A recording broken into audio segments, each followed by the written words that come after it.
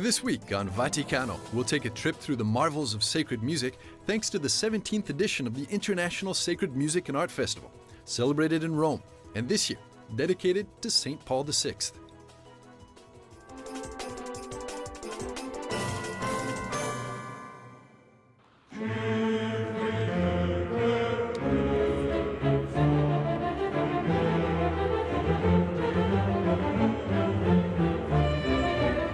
After the last session of the Second Vatican Council, Pope Paul VI sent 8 messages out to the world, one of which was addressed to artists, encouraging them in their mission with the words, "Remember that you are the guardians of beauty in the world."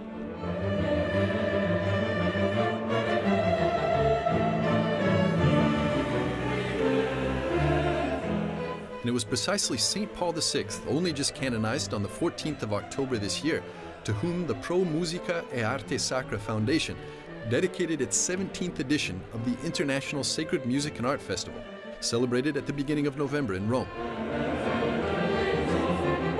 As St. Paul VI had reminded, humanity is in need of beauty and truth, so as not to fall into desperation and to be able to achieve happiness. And that's precisely the mission of Hans Berger, founder and president of the non-profit Pro Musica e Arte Sacra Foundation, to safeguard beauty and place it within reach of all through numerous initiatives under the motto, Art Saves Art.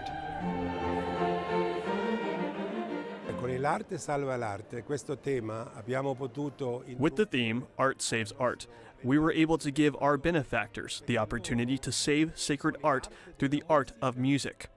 This is our mission. In this basilica, we have done many restorations with our foundation. We have restored the organ of Luca Plazzi. We have done the altar of the Blessed Sacrament, the column chapel, both of the organs of Moratini.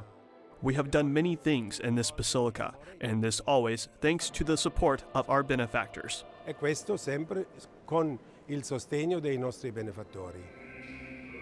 But Professor Curzial not only shares the mission of bringing beauty to every man with St. Paul VI, the very same now canonized pontiff is at the very origins of the Pro Musica e Arte Sacra Foundation.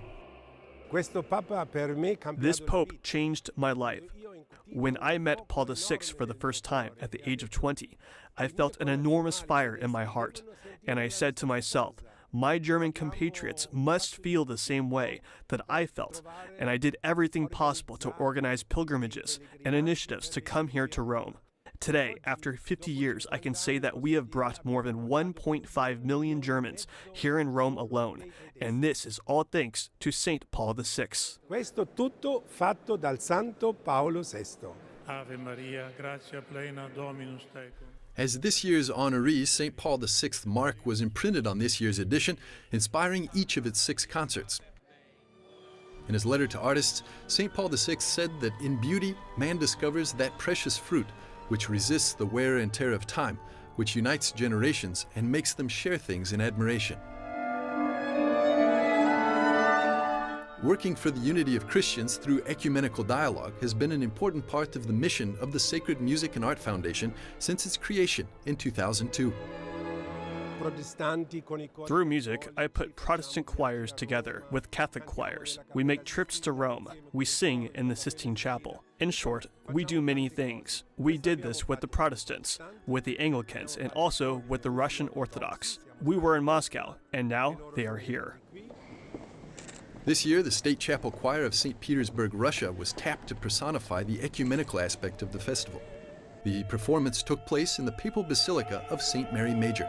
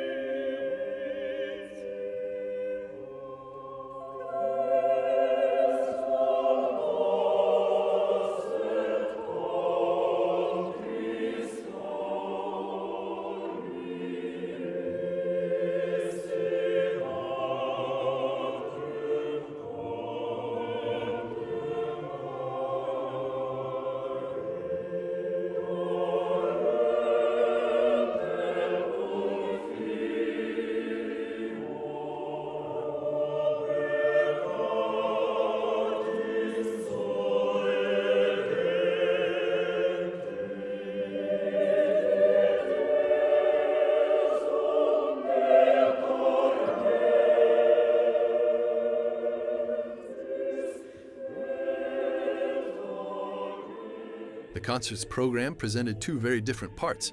The first dedicated to Western choral classics like Palestrina, Verdi, and others, and the second composed of works of the sacred music tradition of the Russian Orthodox Church.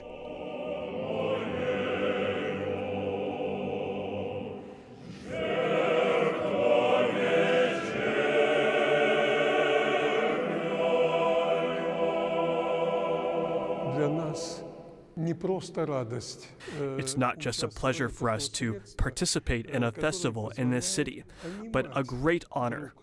Culture is that means which allows us to understand each other, and we very much hope that our presence will explain a little bit what Russia is and who Russian people are.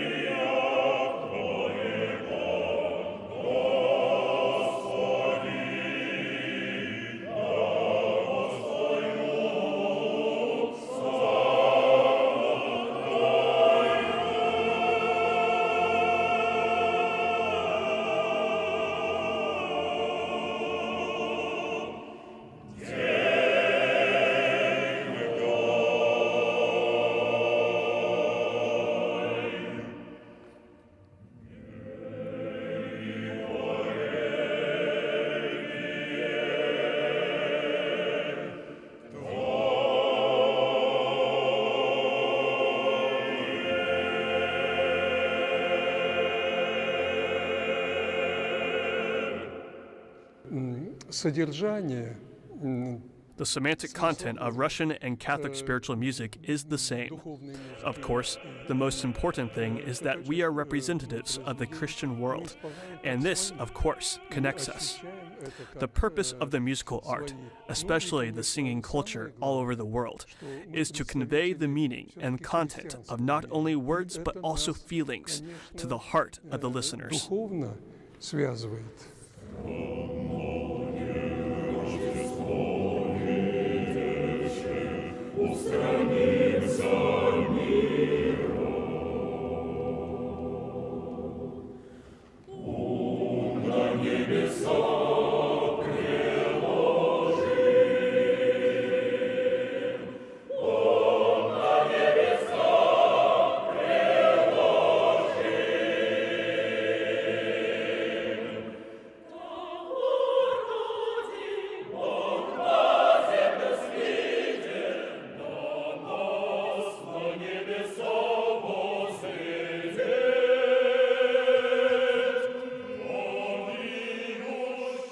For Vladimir Chernyshenko, to be a part of the festival was a great opportunity to raise awareness to the St. Petersburg Chapel Choir, one of the most important in all of Russia.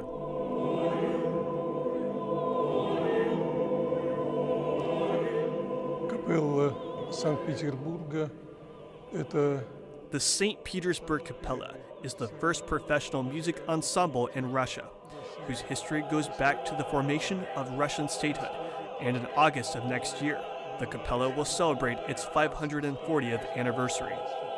The chapel choir owns the main merit of the return of spiritual music to concert life of Russia, which for a long time, of about half a century, was banned due to the communist ideology.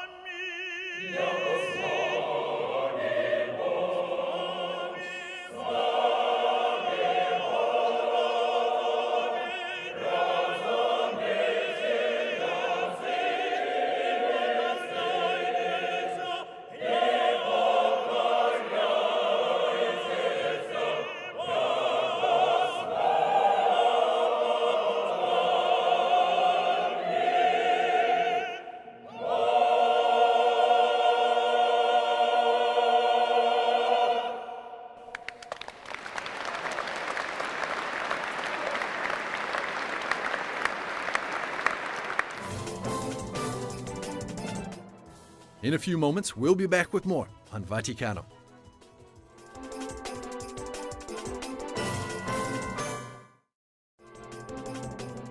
Welcome back. You're watching Vaticano.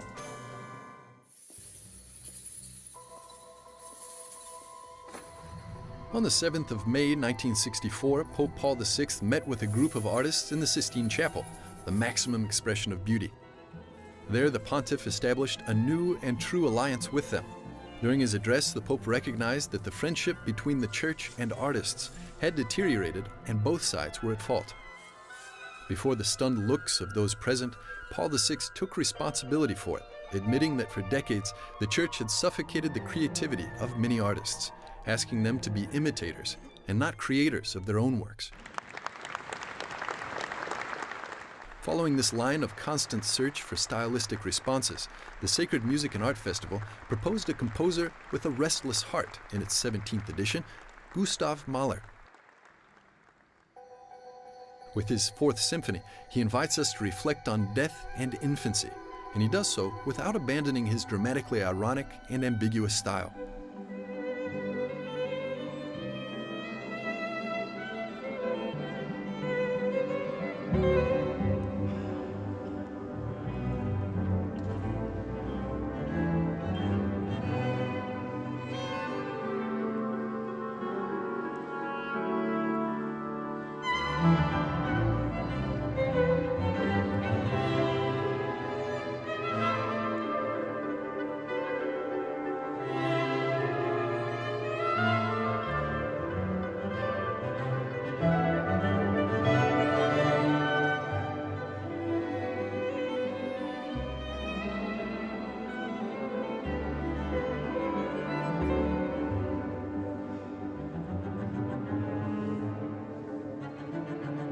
The scene selected for the occasion was the Papal Basilica of St. Paul outside the walls, dedicated to the Apostle of the Gentiles. This basilica is the perfect architectonic combination of stylistic tendencies that, together with its imposing majesty, reflect in some way the work of the Austrian composer.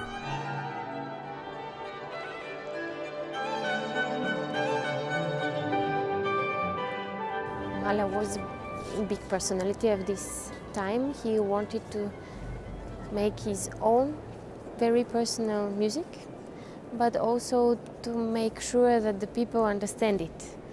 That's why there was maybe double or triple suggestions of something, phrases and different styles, the mix of these styles, to make sure that every people has their own understanding of this composition, and to have also the world in every of these symphony. The chamber orchestra, tasked with giving life to Mahler's Fourth Symphony, was made up of members of the Wiener Philharmonic Orchestra.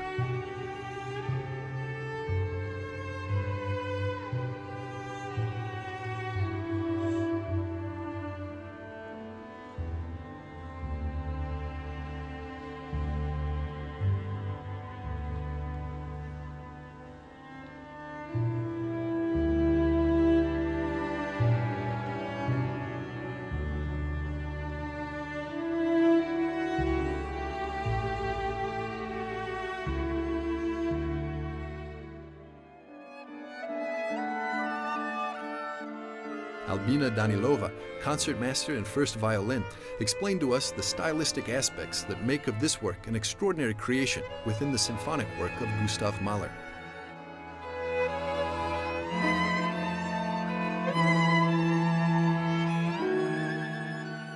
I think the Fourth Symphony is very different than the other symphonies of him, because it's a chamber music version of what Gustav Mahler wanted to say to the world, or to every person of this world, or to Vienna lifestyle at that moment, at that point. So he tried to interpret his own ideas in a chamber music version for a whole orchestra. Today we play really a chamber version of this symphony, only for 14 people, and that was created of one of the composers of that time, because I think they have no money to play with whole orchestra, all of his symphonies. From the stylistic point of view, Mahler proposes two revolutionary ideas during the second and fourth movements of the Fourth Symphony. In the second movement, Mahler speaks to us about death, and for it, he decides to tune the solo violin a full tone above the rest of the orchestra. There is also a suggestion because he didn't like the concertmaster at that point, that orchestra. That's why he composed this piece, because it really sounds not well. It shouldn't be well, it shouldn't be sound well. Is the idea of death, but that with a clown face, like a smiling death. Very typical Mahler. We find the second revolutionary idea in the fourth movement, where the composer describes life after death to us through the innocent gaze of a child. And for this, he turns to popular German music.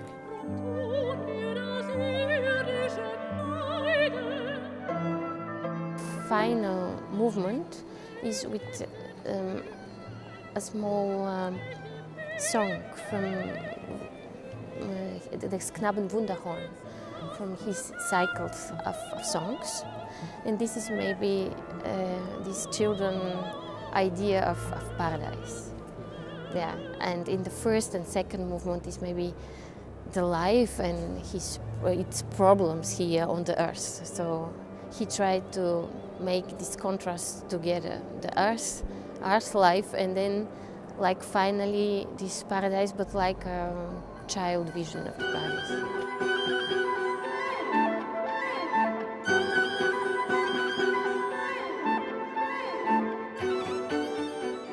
A folk song is very naive. I think that's his vision. He wanted maybe to make the light of this paradise like unrealistic, not logical.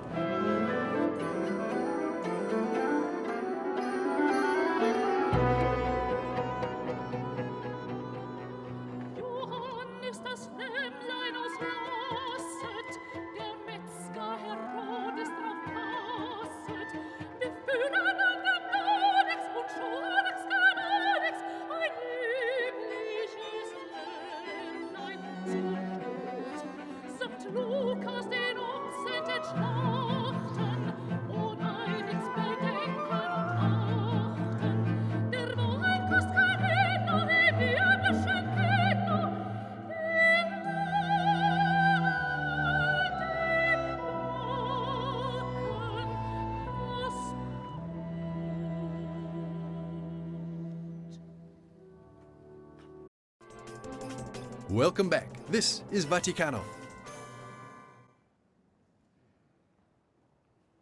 During his entire pontificate, St. Paul VI was a lover and promoter of art and beauty, insisting that Christian doctrine must always wear a mantle of beauty. During a speech to the professors and students of the Musical Conservatory of Milan in March of 1965, Paul VI remembered the importance of music as the most immaterial and arcane expression of art, capable of carrying the soul of man to the limits of the most elevated spiritual experiences.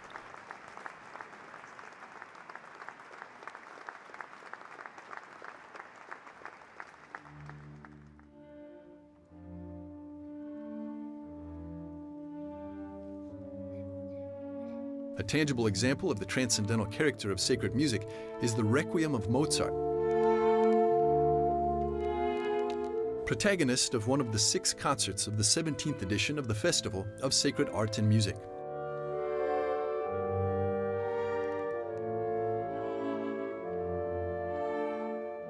The Papal Basilica of St. John Lateran, Cathedral of the city of Rome, was the selected scene of this musical performance.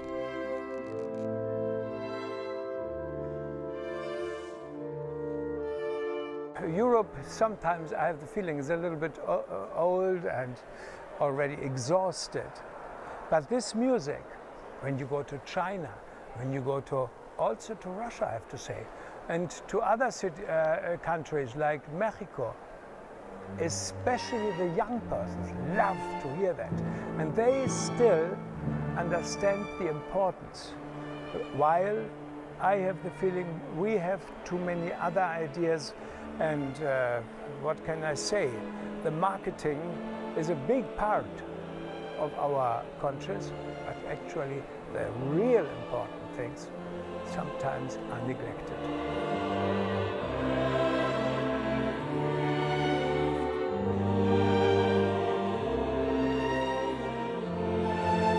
Music can do much more.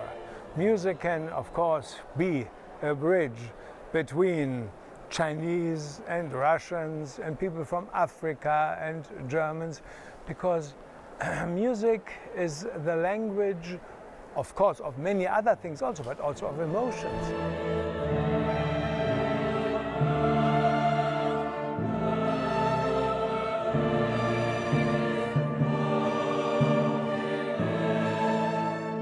And every human being has emotions, like being happy or sad or departing or arriving.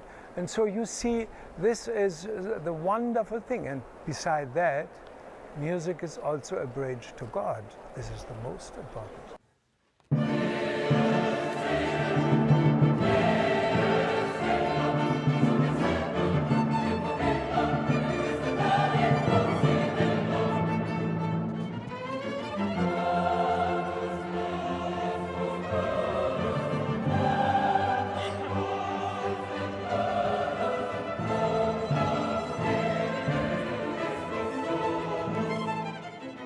I think at least what we can feel is in this music that we are somehow close to God. And this is already very, very much.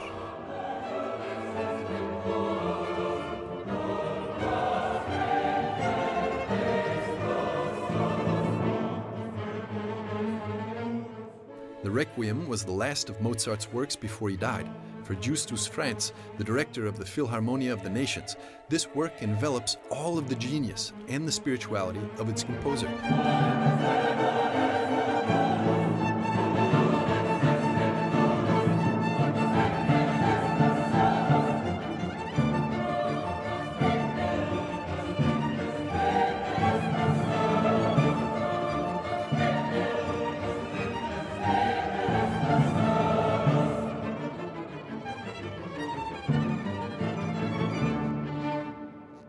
So in this Requiem, we find so much of Mozart, the depth, and at the end he was lonely, you know, he was alone. He was completely alone. His wife and the children, they were not with him, and he was somehow alone with God and saying goodbye to the whole world.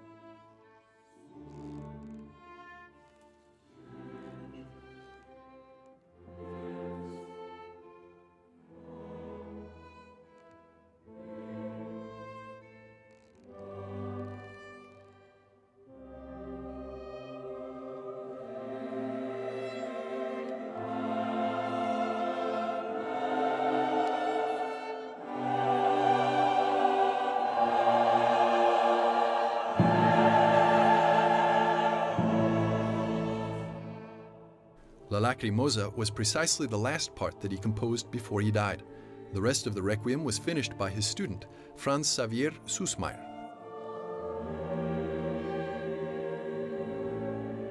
The Lacrimosa and the weeping, you know, this is the saddest point. And actually, we think that's the last thing Mozart has more or less, he has given all to his pupil Süssmayr, and so we can say this is only Mozart. Though we must consider today that Süssmayr was a little bit in vain, and he wanted to show that he's also a good composer, but actually Mozart has given him a lot.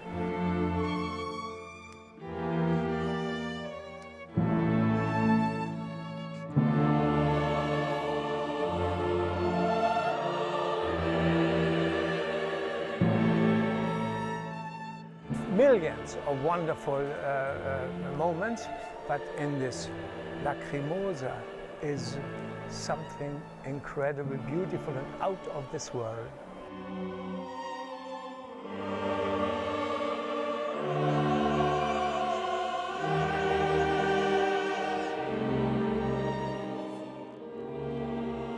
While I'm conducting, the same feeling like when I'm playing the piano or the organ, you know, you are part of it. And I don't feel that I'm here somehow doing something with my baton. I feel that I'm in the middle of a creative process, and music starts to respond to me, and I can somehow change some sounds into the better, I hope. And I can, all these phrases, I can formulate like we are talking to each other now.